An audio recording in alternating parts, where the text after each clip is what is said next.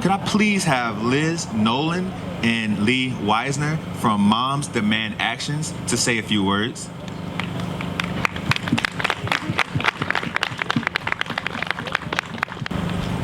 Thank you.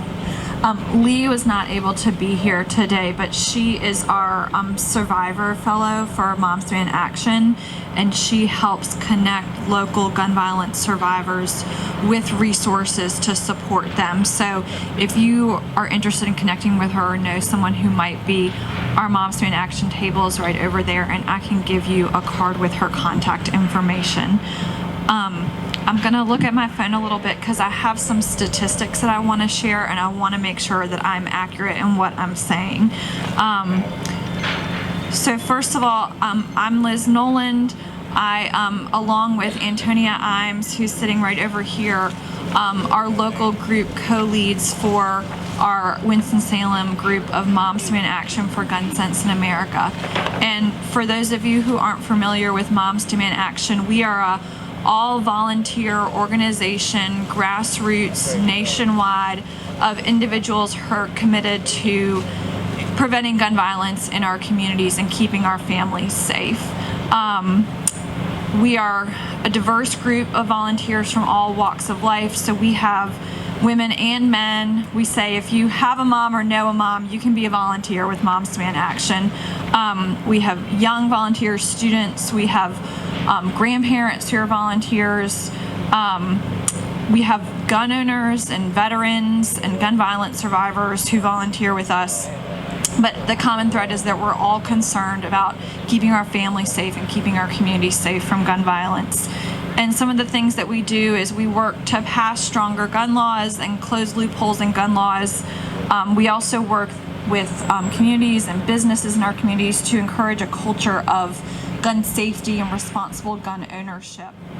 At this time, could I please have a representative from Hope Counseling and Consulting Services?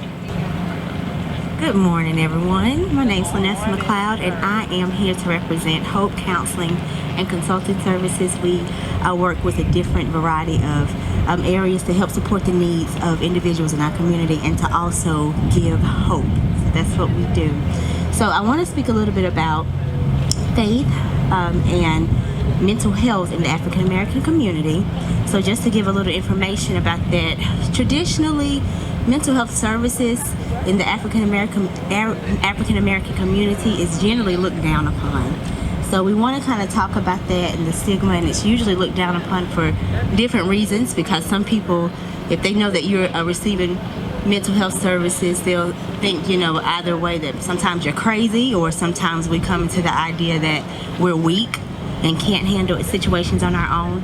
And if you are a believer, a person of faith, sometimes we have that idea or thought that if we're walking with Christ the way that we should or are supposed to, then we should not have any of those mental health disabilities or illnesses such as anxiety or depression or any of those things. But the truth is, all those are stigmas, right? So we're here to kind of address that and to speak about that a little bit. So when we think about mental health within itself, mental health is just truly the overall well-being of your mental health, right? The overall well-being of your health mentally.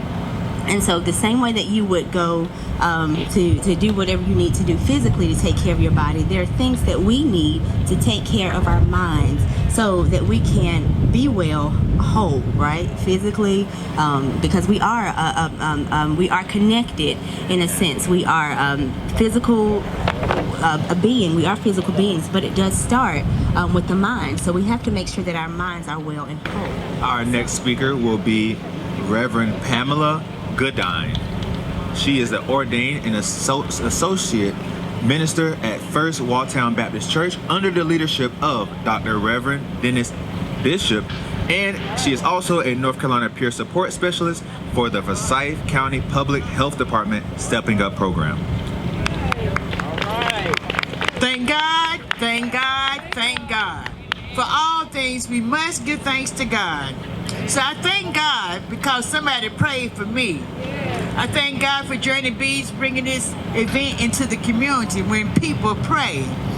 Over a decade ago, I live right down the street. And I was caught up in the bondage of addiction and untreated mental health, which was depression. But I thank God because somebody prayed for me and they instilled in me that prayer works. Amen.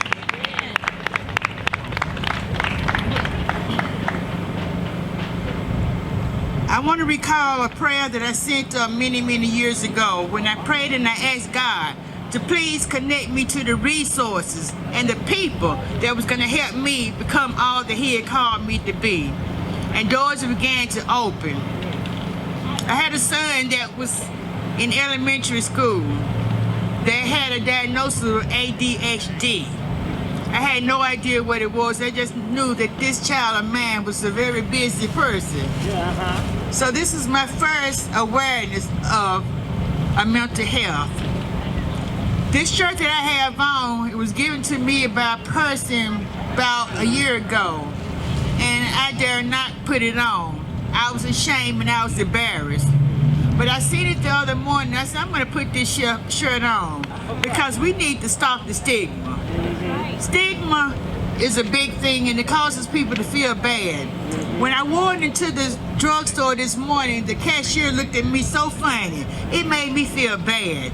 And I started to take it off, but I said, no, I'm not going to take it off because this event is to share awareness on mental health and to stop the stigma. So today I'm being a stigma buster. All right.